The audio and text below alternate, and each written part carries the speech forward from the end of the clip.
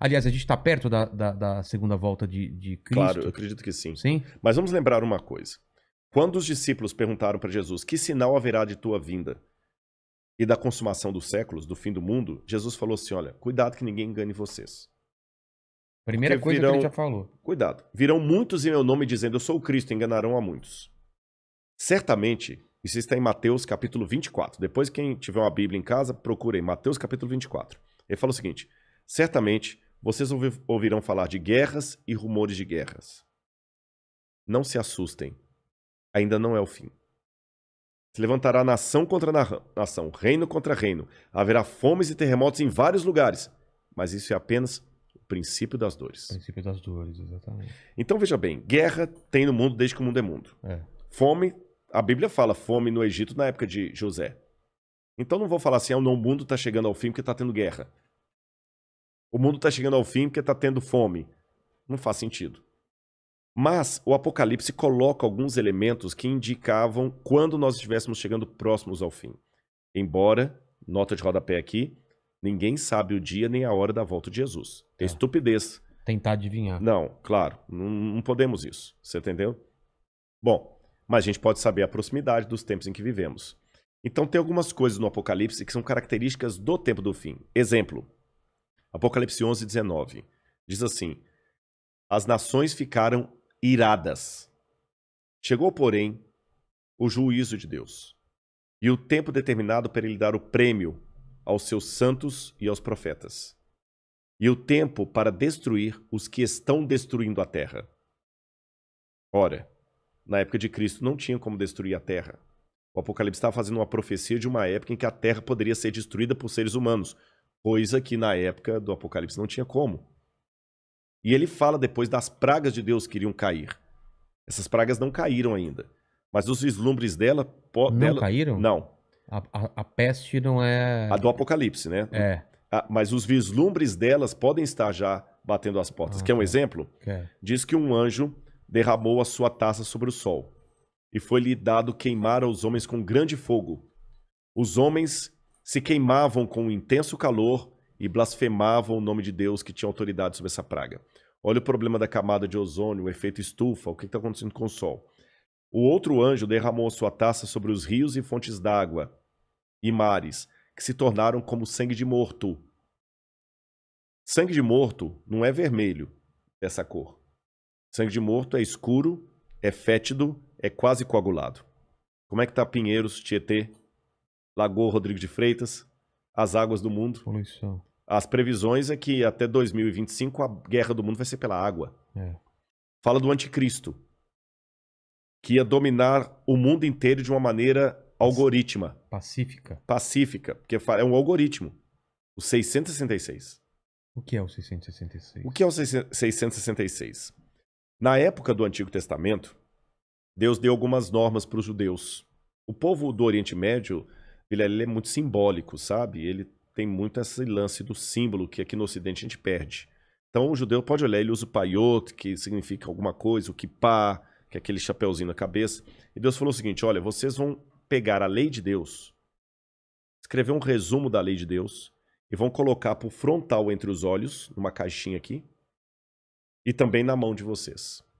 O judeu hoje usa na mão esquerda. Pode olhar aqui no Muro das Lamentações, você vê o judeu orando lá, né? Baruch atah b'shem Adonai Eloheinu melech haolam. E ele vai orando no muro e ele tá com aquela caixinha preta aqui e outra na mão. Aí no Apocalipse a gente vê que o inimigo, o diabo, que se vale do anticristo, assim como Deus envia o Cristo... O anticristo é a versão do Cristo pro demônio. Pro demônio, o anticristo. Ele faz uma paródia de Cristo. Aí, como Deus no Antigo Testamento pediu aos judeus para ter a lei de Deus na testa e na mão, o anticristo coloca também um sinal, uma marca, na testa e na mão. Então significa uma época em que a lei de Deus vai ser questionada. Nessa época em que a lei de Deus for questionada, diz o Apocalipse, ninguém poderá comprar nem vender, senão aquele que tem a marca da besta e o número do seu nome. Ora, esse número é 666. Aí muita gente pega isso e fala o seguinte, Então vamos começar a calcular. Hitler dá 666, o Papa, o Saddam Hussein, Bill Gates, até a Ellen White, que é uma pioneira do Adventismo, ela dá 666, Mandíbula, todo dá 666, né? No grego está o seguinte, aquele que tem entendimento, calcule. E essa palavra calcule no grego ali é a mesma palavra para faça a contabilidade daquilo que o anticristo vai fazer. E o que o Apocalipse deixa bem claro é que o anticristo vai ser a revigoração do Império Romano, que era o inimigo do povo de Deus. E por que 666? Na cultura da Babilônia, o 6 era o número base para você fazer qualquer cálculo. Era um número divino. Tanto é que quando Nabucodonosor ergue uma imagem, ela tinha 60 côvados por 6. 60 por 6. O 6 era um múltiplo divino.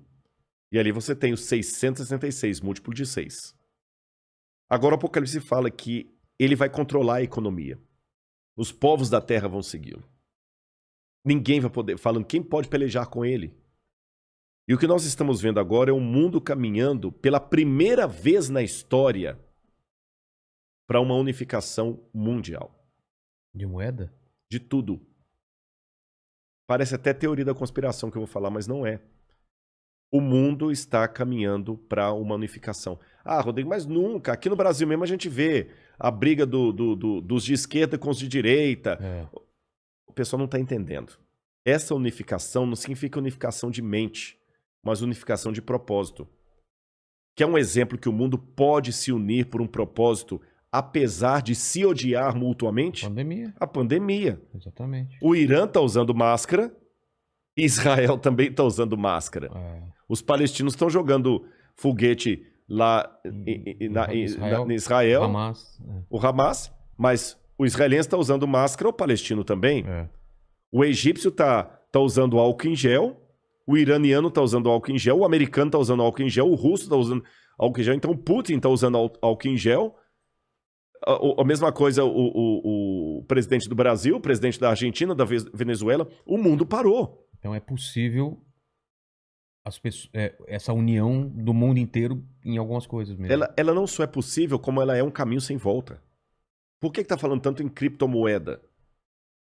Nós já estamos passando por uma transição do dinheiro. Dinheiro de papel, né? De papel, você entendeu? Dinheiro baseado em tesouro nacional. E o mundo hoje precisa. Isso aqui não é uma defesa do Rodrigo, não é um desejo do Rodrigo. Eu estou falando de uma tendência. Tendência. O mundo precisa se unificar porque existem, Vilela, alguns elementos hoje que estão à solta, como se fossem crianças bagunceiras numa casa cheia de faca, de garfo, de objetos cortantes e letais, sem um adulto para controlar essas crianças. Você jamais faria isso. Quais são as crianças que estão à solta no mundo e precisam de um adulto para controlá-las? Um preceptor, uma babá? Internet. Quem tem domínio da internet? Você na internet você pode encontrar o podcast do Inteligência Ilimitada, mas você também pode encontrar uma fórmula para fazer um coquetel Molotov. O camarada pode assediar você para fazer parte do Estado Islâmico. Quem controla a internet? Nem os Estados Unidos. Não, está na mão de ninguém. Quem controla tráfico de drogas e de armas em nível mundial? Ninguém. Lavagem de dinheiro está aí. O terrorismo está aí e lavam dinheiro. Quem controla bolsa de valores? A economia do mundo não aguenta por mais 20 anos nas mãos da bolsa de valores que é especulativa. Se cair a bolsa de Tóquio, você nunca foi ao Japão, mas você pode perder o seu emprego e essa casa aqui porque caiu a bolsa de Tóquio. O Bradesco pode falir porque teve um crash na bolsa de Nova York. E a gente viu, essa pandemia viu como nós estamos economicamente vulneráveis. Economicamente vulneráveis. Quem controla o terrorismo mundial? Então esses elementos... mais um. A ecologia. Não quero entrar no debate se a Amazônia é nossa ou não é nossa. O fato é que se a gente não cuidar da Amazônia, o mundo todo se ferra, caramba. Você tá entendendo? Então não tem mais esse negócio assim, é meu. Então hoje a gente precisa de um governo único que com leis mundiais controle a internet, bolsa de valores, que vai desaparecer, o reset tá aí, controle a economia, gastos, terrorismo e tudo mais. E os países, por mais que continue havendo direita e esquerda, situação e oposição, não interessa, Islã e cristianismo, vai precisar se unir, não porque eles se amam, porque não tem outro jeito. E essa união está muito parecida com o caminho de preparação para o anticristo. Agora, a minha questão aqui não é cair naquela esquizofrenia escatológica de achar agora que qualquer coisa eu tenho que evitar porque senão é a marca da besta. Eu já vi gente, isso aqui é sério, que não quer deixar colocar o revolvinho da temperatura na testa da mão, que aquele é a marca da besta. Calma. Estupidez, não tem nada a ver um negócio desse, gente, tá bom? Agora, quando esse governo único se interpuser entre a minha fidelidade a Deus e a minha fidelidade ao Estado, esse é o único momento em que eu estou livre perante Deus para ter uma desobediência civil, social. Porque a própria Bíblia me ensina a ser obediente às autoridades constituintes. Mesmo quando Nero estava no poder, Pedro escreveu: respeitem as autoridades constituídas. A César o que é de César. Dai César o que é de César. Pague os impostos. Seja um bom cidadão. Que a crise não venha por culpa de vocês. A Bíblia me ensina a ser um bom cidadão. Porém, a própria Bíblia fala: quando o governo der uma ordem... A Bíblia não diz isso explicitamente, diz assim, em termos filosóficos. Sim. Quando o governo der uma lei que vá contra os mandamentos da lei de Deus, como os companheiros de Daniel na Babilônia, enfrente a morte se preciso for, mas não ceda. Talvez essa seja a diferença de um teólogo apaixonado por Deus e pela Bíblia e alguém que simplesmente é um acadêmico livre. Porque que especialista em literatura inglesa, em sã consciência, teria coragem de morrer por sua interpretação de Shakespeare? Mas a Bíblia é um livro que já levou muitos ao martírio para não abrir mão daquilo que a Bíblia ensina. Falou que a segunda vinda de Cristo está próxima. Mas, segundo os eventos, o anticristo chega antes. Chega antes. Não é? Ele antecede a volta de Jesus. E já está por aqui? Você acha? Eu acredito assim, lendo a Bíblia, o anticristo, ele é um poder, era o poder romano, porque João já falava lá, o anticristo já opera entre nós. E João fala, muitos anticristos já saíram pelo mundo. Ele só está aguardando aquilo que o detém. Então o anticristo naquele tempo era Roma. Os exegetas veem, a besta era Roma. Só que a Bíblia fala, através do apóstolo Paulo, que havia uma grande apostasia do povo de Deus. Que palavra é essa, apostasia?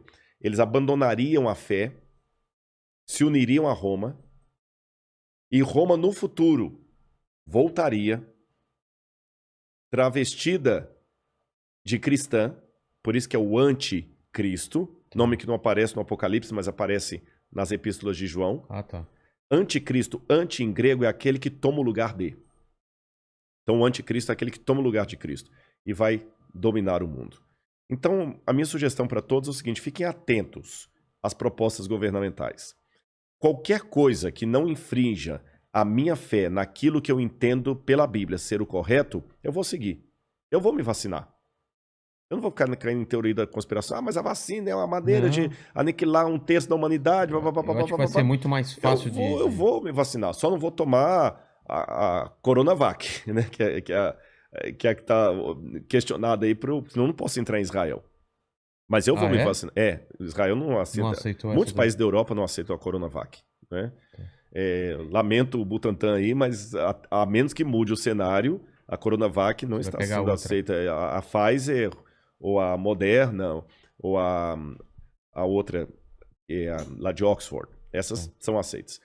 Mas eu vou me vacinar. Você está entendendo? Agora, não vou cair em teoria da conspiração. Agora, o dia que houver uma lei que se interpuser entre a minha fidelidade e aquilo que Deus pediu de mim, aí eu estou disposto a enfrentar até a morte.